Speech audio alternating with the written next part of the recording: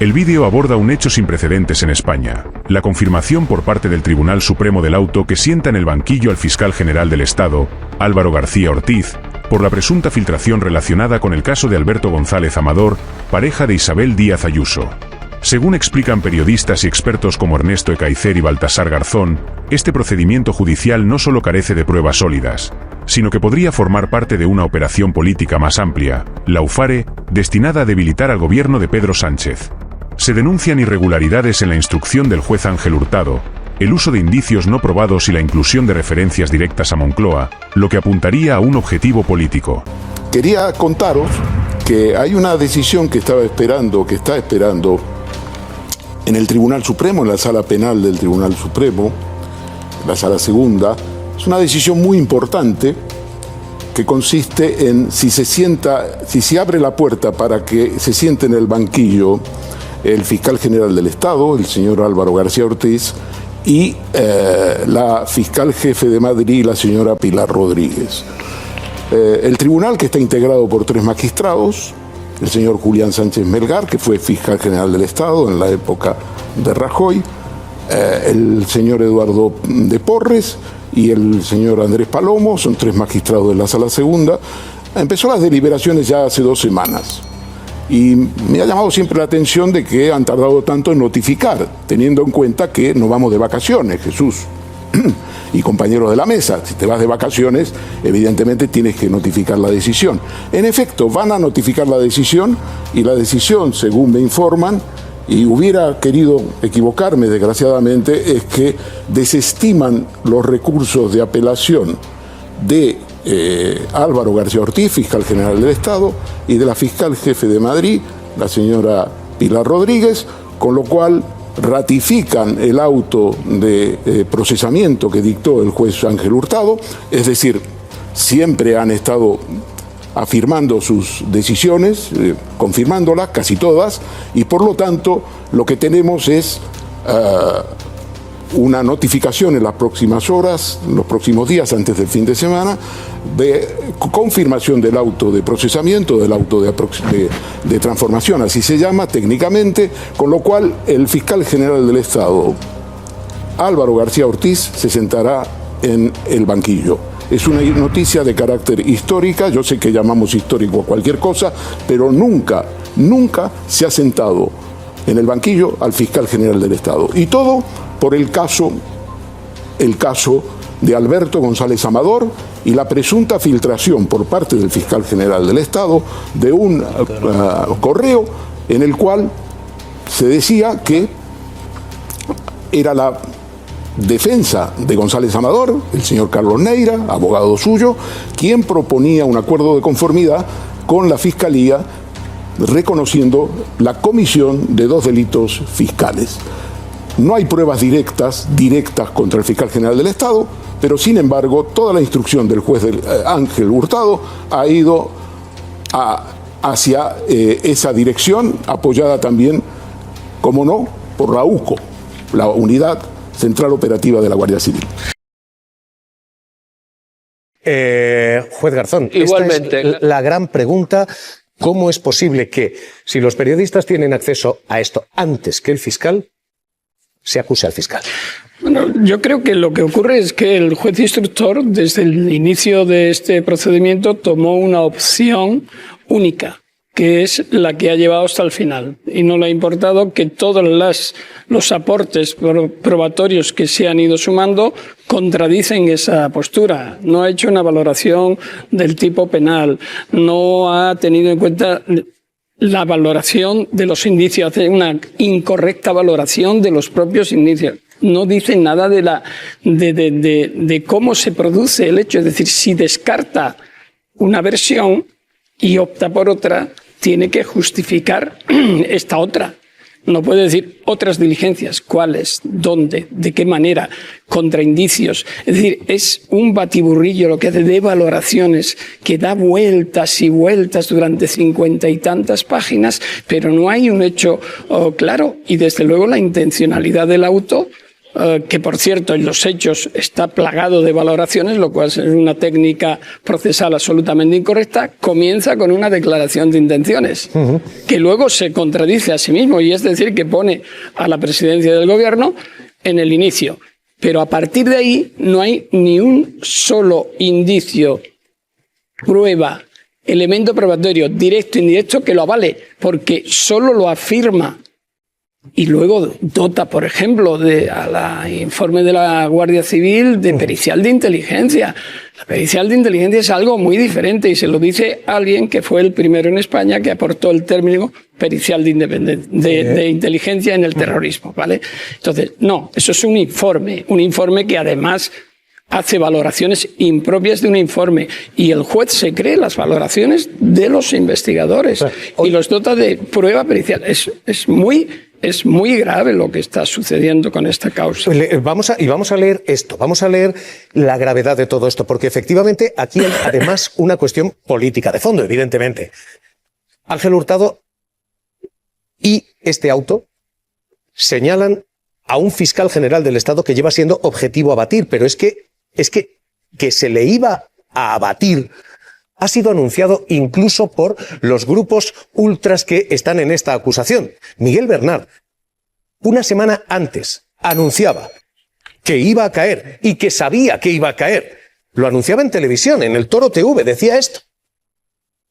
Y os puedo adelantar una noticia, seguramente, si no es en esta semana, a más tardar la semana que viene, ya habrá un auto de procesamiento y de transformación a juicio oral del fiscal general del Estado. Esa es la noticia que os puedo adelantar. Y lo clavó. Literalmente es lo que ha pasado, colocando a Álvaro García Ortiz, al fiscal general del Estado, como un objetivo a abatir desde hace mucho tiempo. Estaba a punto de tomar posesión de su cargo y el fiscal general del Estado ya estaba sometido a una ardua campaña de descrédito contra él. Por mi conciencia y honor. Diciembre de 2019, primer bulo. El bulo acto PSOE. El PP acusa a Álvaro García Ortiz de participar en un acto electoral del PSOE gallego. Falso. El acto, una mesa redonda de expertos sobre incendios a los que acudió en representación de la Unión Progresista de Fiscales. En julio de 2022, segundo bulo. El bulo reunión banquero. Algunos medios publican: el nuevo fiscal general se reúne con el exbanquero que impulsó la investigación a Rajoy en Andorra. Falso. Los dos implicados lo desmintieron rotundamente y dos sentencias acreditaron que la información era absolutamente falsa. El bulo colaboración con ETA. 28 de julio, García Ortiz comparece en la Comisión de Justicia del Congreso de los Diputados. Luis Santamaría, del PP, le acusa de complicidad y colaboración con ETA. El asesinato de Miguel Ángel Blanco, pues para sostener la mayoría de gobierno que sostiene a su jefe, el señor Sánchez. Achacan al número 2 de la Fiscalía ordenar declarar prescrito el asesinato de Miguel Ángel Blanco. El bulo del Prestige. Pero hay más, porque ese mismo mes el periodista Carlos Herrera aseguró en la COPE que Ortiz fue el fiscal que quiso empurar a todo el PP por el hundimiento del Prestige. Falso. De hecho, en el juicio declinó acusar a miembros del gobierno del PP por el desastre medioambiental, por lo que le valió las críticas de la izquierda. El bulo del caso Koldo. En marzo de 2024... la Fiscalía tuvo listo el caso Koldo justo antes de las elecciones del 23 de julio, pero decidió frenarlo. Falso. El propio fiscal anticorrupción Alejandro Luzón lo desmintió. Son los bulos que han perseguido a Álvaro García Ortiz desde que fue designado fiscal general del Estado. ¿Es esta una operación judicial o esto es una operación política? Es una operación política amparada en un manto judicial por los que conocen bien el proceso y pueden actuar prácticamente sin impunidad en estas cosas, ¿no? Garzón ha sido antes muy gentil al calificar este auto de deficitario, ¿no? Conozco a otros compañeros suyos que hablan de autos sin pruebas, sin indicios, solo conjeturas, una instrucción prospectiva de arrastre, parafraseando en español a las Fishing Expedition, y con un final predeterminado o teleológico, es decir, el juez empieza a instruir sabiendo a dónde quería llegar. Dos cosas solamente. Además, con una acusación de revelación de secreto cuando no se puede revelar un secreto que no es tal. Claro. Lo que es público no es secreto. Pero yo creo que lo mollar de todo esto es una parte del auto, cuando dice por instrucción del gobierno. ¿Por qué digo esto? Porque ahí es donde se ve la vis política de todo. Aquí el enemigo a batir no es el fiscal general del Estado. Aquí es el presidente del gobierno y todo su gobierno, porque si este caso va hasta el final y hay una condena al fiscal general del Estado, ¿qué dirán? Que se acredita que fue por instrucción del presidente del gobierno. Y cuando eso se diga, ¿qué va a pasar? A lo mejor Garzón nos lo puede explicar.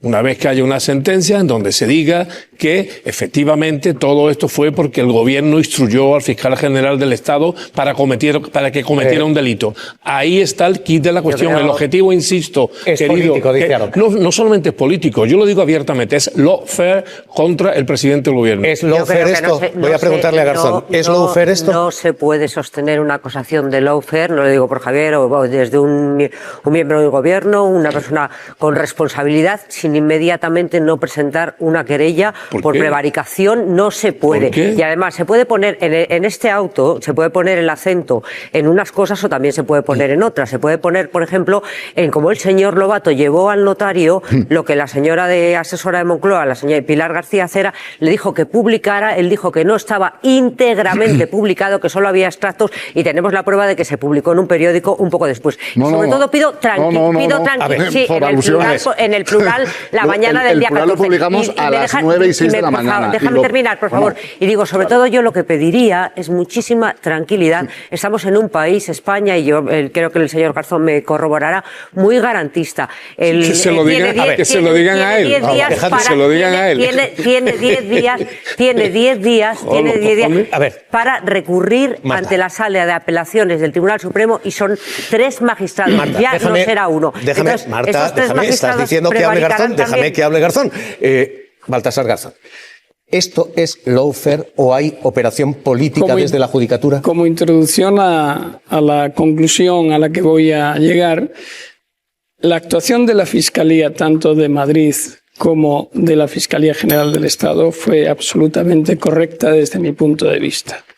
Dieron cumplimiento al deber de información que establece el artículo 4.5 del Estatuto Orgánico del Ministerio Fiscal, en medio de una crisis informativa evidente en la que se había puesto en marcha la filtración de todo este tema con una falsedad inicial por parte de quien, en nombre de el afectado, lo hace. Pero después se cumple el artículo 25, que da cuenta a la fiscal de Madrid, la fiscal del Tribunal Superior de Justicia de Madrid, al fiscal general del Estado. Entonces, toda la terminología de urgencia y de apelativos y adjetivos extraños que establece o que dice en el auto el instructor, a mí me parecen fuera de lugar. Es decir, se hizo lo que se tenía que hacer. Pero déjeme que le haga la pregunta que estamos planteando aquí en la mesa. Y llego a eso.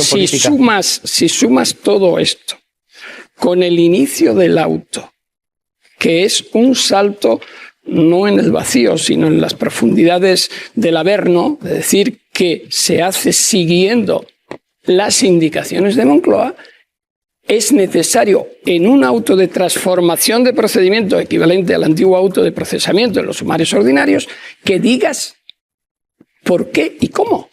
No puedes lanzar y decir: esto seguía órdenes, no sé, de presidencia, de Bolaños, o del Sun Sun Corda, o del presidente del gobierno, y ya no dicen nada más. No. A partir de ahí lo que dice son presunciones. Bueno. Utiliza la expresión presunciones, y las presunciones están prohibidas en el derecho penal. Son indicios. ¿Son las valoraciones? No. De segundo grado, sobre indicios indirectos, no. El indicio tiene una base real, y esa base real es la que tiene que decir el juez instructor. No inventársela, no decir tengo el pálpito. No, eso no puedes, tiene que ser una base real. Y a partir de ahí, la interpretación la prueba indiciaria, la barración de indicios y llegar a una conclusión, que en este caso desde el minuto cero se sabe cuál es. ¿Usted cree que hay una Porque lo motivación siguiente, política aquí? y voy a la respuesta, lo siguiente, me temo que si no se ha presentado ya, estará a punto de presentarse una querella contra el presidente del gobierno, tal, basándose como indicio en el auto de transformación del procedimiento abreviado. Eso, si se produce, no es que sea la consumación de un lawfare, es que sería el ejemplo más clásico del lawfare. El análisis concluye que estamos ante un posible caso paradigmático de lawfare, donde se instrumentaliza la justicia para erosionar al Ejecutivo. La ausencia de pruebas directas, el peso desproporcionado de valoraciones policiales y la narrativa del auto, que sugiere órdenes desde presidencia sin fundamentación, refuerzan esta tesis. Si se avanza hacia una querella contra el presidente basándose en este auto, tal como anticipan algunos expertos, se confirmaría la dimensión política del proceso, con graves implicaciones para la separación de poderes y la estabilidad democrática en España.